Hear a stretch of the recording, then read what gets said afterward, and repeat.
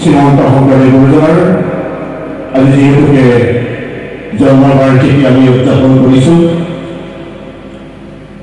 তেওঁৰ জীৱনেৰে থুলমূলকৈ হ'লেও অকণমান আমি আগবাঢ়ি যাব বিচাৰিছোঁ। শ্ৰীমন্ত শংকৰদেৱ গুৰুজনাৰ জন্ম হৈছে 1449 খ্ৰীষ্টাব্দত বৰদোৱা আলিপুৰ নামে ঠাইত আমি সকলোৱে জানো। তেওঁৰ পিতৃ কুটুম্ব বিয়া, মাতৃসত্য সন্ধ্যা। শ্ৰীমন্ত শংকৰদেৱ গুৰুজনাৰ জন্মৰ পিছতেই তেওঁ মাক দেউতাক ইহৰ সংসাৰৰ পৰা ইহলৈ আসন কৰিছিল। বুঢ়ীমাক খেৰসুঁতি লালিত পালিত হিচাপে তেওঁ ডাঙৰ দীঘল হৈছিল। তেওঁ 11 বছৰ বয়সলৈকে আমাৰ ভগৱান শ্ৰীকৃষ্ণই যি লীলাৰে আগুৱাই গৈছিল তাৰ ভাৱ দৰ্শনে তেওঁ কিছু লীলা অৱতাৰণা কৰি গৈছে। এনেধৰণে তেওঁ যেতিয়া 11 বছৰ কাল অতিবাহিত কৰিলে, এদিন তেওঁ ঘৰলৈ আহোঁতে হাত ভৰি ধুৱাই বুঢ়ীমাৰ খেৰসুঁতিয়ে হাত ভৰি ধুৱাই সুধিলে, গোপাল, আমাৰ ভূঞা বংশত কিন্তু অপণ্ডিত লোক আজিলৈকে নাই, কিজানি তুমিয়ে কি কৰা। এনেধৰণে যেতিয়া শংকৰ বুঢ়ীমাক খেৰসুঁতিয়ে এনেধৰণৰ কিছু ভাৱ বুজনি দিয়া শংকৰে তেতিয়া আইক ক'লে, আই, আমি পঢ়িব পাৰোঁ কি চাৰো, আমাক গুৰুৰ টোলত থৈ আহা। বুঢ়ীমাক খেৰসুঁতিৰ মনত বৰ আনন্দ লাগিল। খেৰসুঁতিয়ে নিজৰ হাতেৰে তলু এৰি পুহি যি এৰি চাদৰ সংগ্ৰহ কৰি ৰাখিছিল, একে ৰাতিৰ ভিতৰতে এটি চাৰ্ট, এৰি সূতাৰ আদি এটি চাৰ্ট আৰু এখন ধুতি চুৰিয়া ফুল মাৰিব পৰাকৈ তেওঁ সকলোখিনি যোগাৰ কৰি পিছদিনাখন এবোজা খৰিৰ কান্ধত লৈ গুৰুগৃহলৈ বুলি ঢকলি কৰিলে। গুৰুগৃহত গৈ মাত্ৰ 2 টকা আৰু এবোজা খৰি। তেতিয়া দিনৰ মূল্য সিমানেই, ৰূপৰ 2 টকা। গুৰুৰ দান হিচাপে সেই দিনত সিমানেই যথেষ্ট আছিল। গুৰু মাধৱ কন্দলী সমস্তখিনি চমুদাই তেওঁৰ বিষয়ে অৱগত কৰি বুঢ়ীমাক খেৰসুঁতি ঘৰলৈ গুচি আহিল।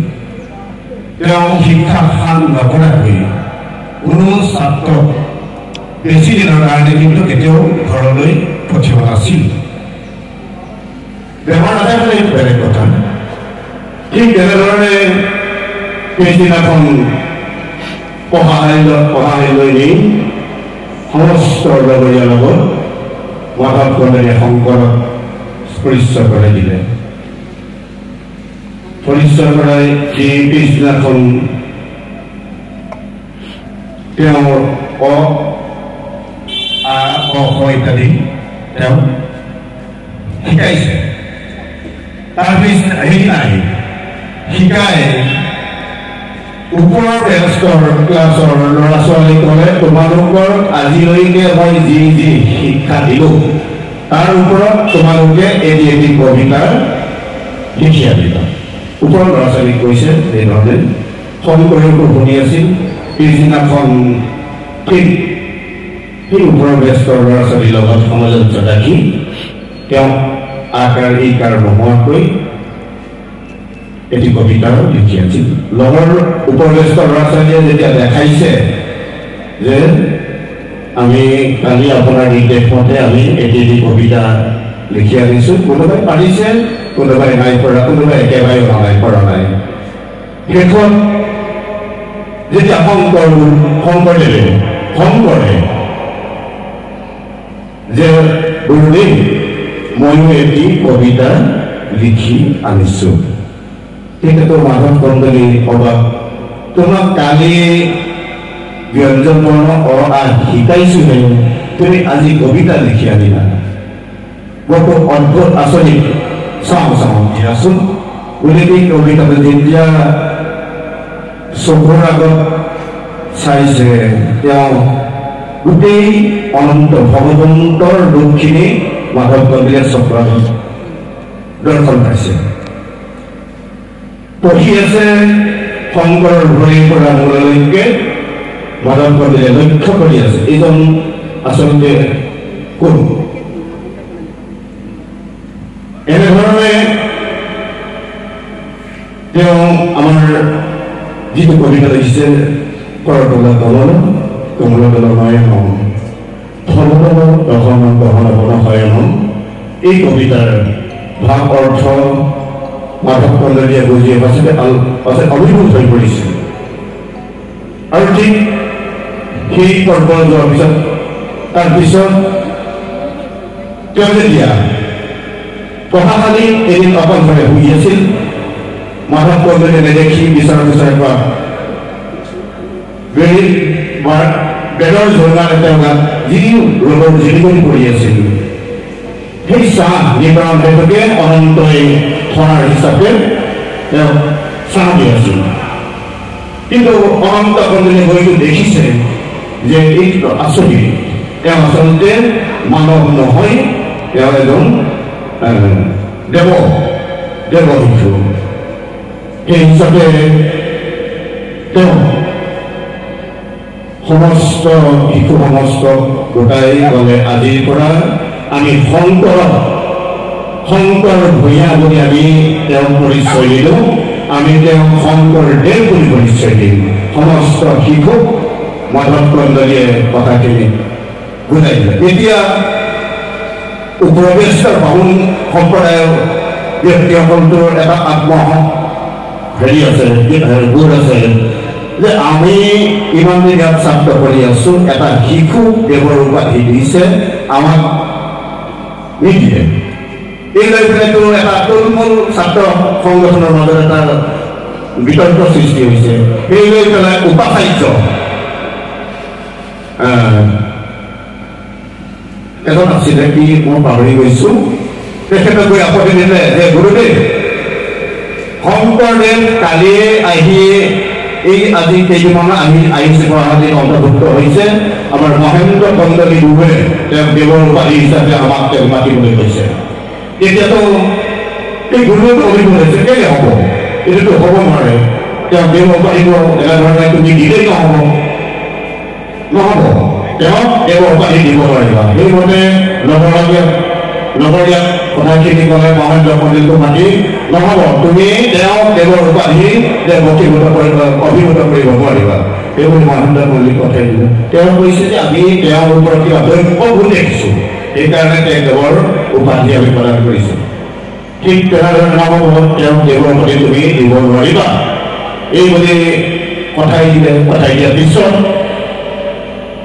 সেই ৰাতি গুৰুজনৰ নাম মই পাহৰিছোঁ, উপাচাৰ্যৰ, তেখেতক ৰাতি সপোনত মাৰধৰ কৰিছে। ইমানে মাৰিছে তেওঁ গোটেই গা বিষ লৰাব নোৱাৰা হ'ল। কোনে মাৰিছে? শংকৰদেৱে মাৰিছে, শংকৰে মাৰিছে। তেতিয়া ৰাতিপুৱা শুই উঠি দেখিছে গোটেই গা অৱস্থা নাই। মহেন্দ্ৰ কন্দলী মাতিলে, তোমাৰ আমাৰ পঢ়াশালীৰ শংকৰে এই আহিছে যে, সি আহি গোটেই ৰাতি পিটিলে, তাক তুমি লৈ আহা।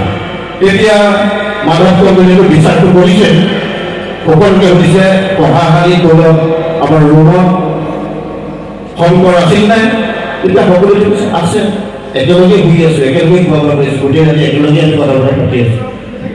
যেতিয়া তেনেধৰণে ক'লে, এই গুৰুজনাৰ তেতিয়া অকণমান নিজে চিন্তিত হৈছে, কি আচৰিত, মইতো শংকৰকে দেখিছোঁ তো তেওঁতো আহিব তাত প্ৰহাৰ কৰিছে তেওঁ অকণমান চিন্তিত হৈ পিছত মহেন্দ্ৰ কন্দলী মাতি আনি হ'ব তুমি যে দৈন্য গুণ তেখেতৰ গাত দেখিলা সেই গুণেৰে আজি ময়ো তেখেতক দেৱৰ উপাধিৰে বিভূষিত কৰিছোঁ দেৱৰ উপাধি মই প্ৰদান কৰিছোঁ সকলোকে কৈ দিবা এই বুলি সেই তাৰিখৰ পৰা সেই দিনৰ ধৰি কিমান কালতেই শ্ৰীমন্ত শংকৰদেৱ হিচাপে তেখেতে আজি জগতত প্ৰচাৰ হৈ আছে তেওঁ 4 বছৰ কাল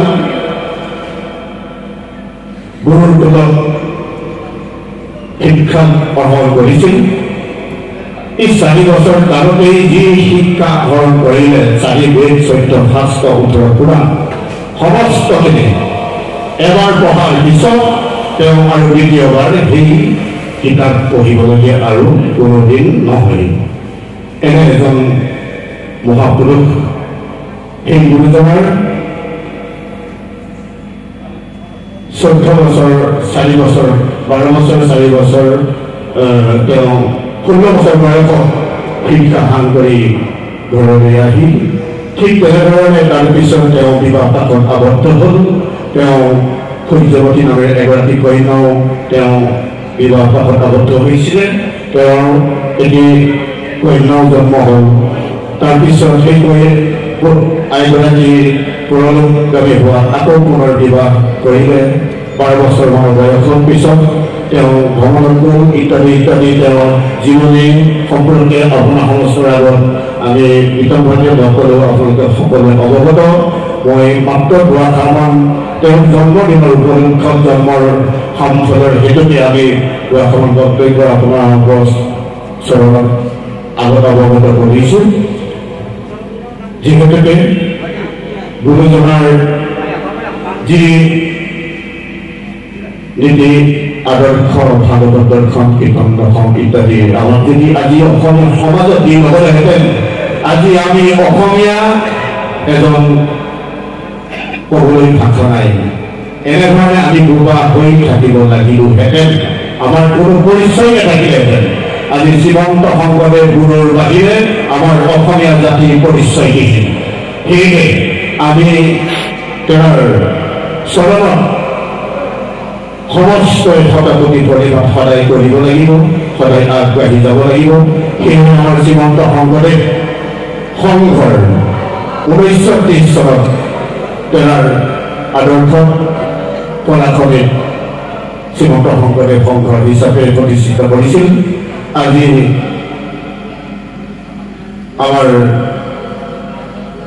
577 শংকৰাপত আমি তেখেতৰ জন্ম জয়ন্তী পালন কৰিছোঁ তেখেতৰ জীৱনশৈলী তেখেতৰ গুণাগুণৰ সম্পৰ্কে আপোনাক সমস্তই জ্ঞাত আমি ইয়াত এনে অকণমান অৱগণনা কৰি ইয়াত আমাৰ বহুতো দুষ্কৃতি হৈ যোৱাটো স্বাভাৱিক সেয়েহে এই মহান গুৰুজনাৰ বাহিৰে আমাৰ এই অসমত এই মুলুকত কোনো গুৰু কেতিয়াও নোলাব নাপাম আৰু নাই সেয়েহে সমস্ত জনচৰণত আমি প্ৰণিপাত জনাইছোঁ আমাৰ শ্ৰীমন্ত শংকৰদেৱ সংঘৰ যিহেতুকে 2027 বৰ্ষত অধিৱেশন আমাৰ লখিমপুৰ জিলা শাখাত অনুষ্ঠিত হ'ব এই অধিৱেশনৰ আমি যদি সমূহ প্ৰাথমিকেই সহানুভূতি আগনবঢ়াম যি আমাৰ কাৰ্য মন দেহ আৰ্থিক সমস্তখিনি যে আমি অৰ্পণ নকৰোঁ তেনেহ'লে আমাৰ এনে মহান এটি অনুষ্ঠান গঢ়ি তোলাত আমি হয়তো অসুবিধাৰ সন্মুখীন হ'ব লাগিব সেয়েহে ভাগৰ যি আমাৰ ভক্তি এইখিনি আমি আমাৰ 2027 বৰ্ষৰ অধিৱেশনত আমি সমস্ত বাপাৰে আমি উদঙাই আমাৰ ভক্তিভাৱ আমি দেখাব পাৰিব লাগিব সেয়েহে আমি সকলোকে আহ্বান জনাইছোঁ আমাৰ প্ৰতি প্ৰাথমিক ভাষা কৃষ্টি সংস্কৃতি সমস্তখিনি সৃষ্টিৰে আগুৱাই লৈ যাব লাগিব শ্ৰীকৃষ্ণৰ সংস্কৃতি কৃষ্ণ সংস্কৃতিৰ বাহিৰে আমাৰ কোনো কৰ্তব্য নাই সেয়েহে সকলোকে এই বিষয়টোৰ ওপৰত আমি অকণমান আগলৈ গৈছোঁ আমাৰ সাংগঠনিক দিশত লখিমপুৰ আঞ্চলিক ভাষাৰ এক সবল স্থিতি থাকিব বুলি আমি বিশ্বাস কৰিছোঁ সেয়েহে সবাৰে শ্ৰীচৰণত আমি শেষত আমাৰ বক্তব্য ৰাখোঁতে অজানিতে হৈ যোৱা ভুলকুটিৰ বাবে আমি ক্ষমা প্ৰাৰ্থী আৰু সবাৰ এই শ্ৰীচৰণত আমি মহাপুৰুষ গুৰুজনাৰ একাকী অনুবাদে ক্ষমা প্ৰাৰ্থনা বিচাৰিব বিচাৰিছোঁ কৃষ্ণ আমি চাৰিজনে বিচাৰিছোঁ জয় জগতগুৰু শ্ৰীমন্ত শংকৰদেৱ জয় জগতগুৰু শ্ৰীমন্ত শংকৰদেৱ জয় এখন হৰিনাম ধৰ্ম জয় লখিমপুৰ আঞ্চলিক ভাষা জয় লখিমপুৰ আঞ্চলিক ভাষা কৃষ্ণ কোটি কোটি ঘূৰ